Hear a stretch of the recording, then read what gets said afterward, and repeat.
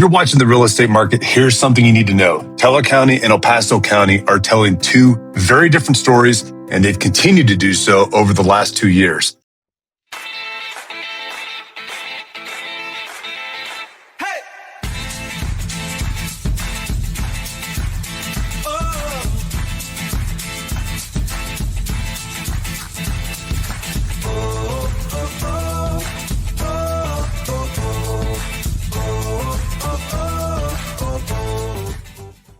I'm James Dean, team leader of the James E. Mountain Homes team with EXP.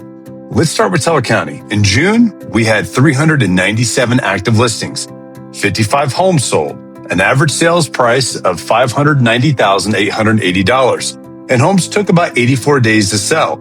Inventory remains at 7.2 months, giving buyers more options and more time to make decisions.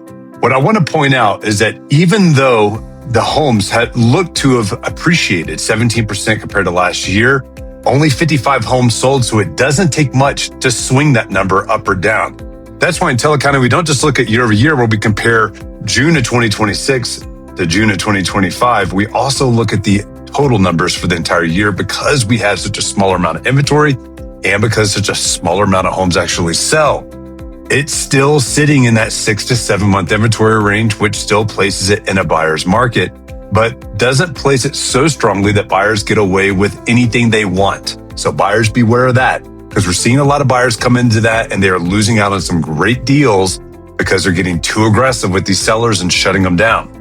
Now let's look at El Paso County. There were 4,349 active listings, 1,190 homes sold, an average sales price of $552,681, and homes sold in an average of 49 days. Inventory continues to hover around 3.7 months, making it a much more balanced market. And it has been balanced like this for the last couple of years. Prices are essentially holding steady and values are down just 0.9% from a year ago.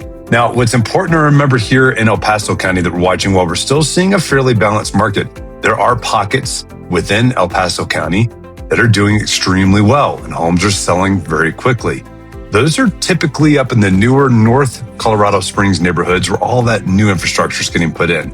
There's also pockets of communities that are having a hard time selling homes, where homes have actually dropped in price and dropped in value over the last few years, and sellers are having a really hard time selling those homes. Most of those are on the southeast side of Colorado Springs. Now, this mirrors what we are seeing across much of the country.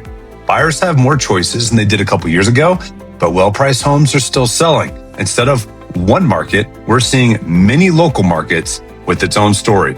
That's why local expertise matters. The strategy that works in Teller County isn't always the same strategy that works in Colorado Springs or the rest of El Paso County. If you're thinking about buying or selling or want to know what these numbers mean for your situation, give us a call. We'd love to help. We're your local mountain real estate experts.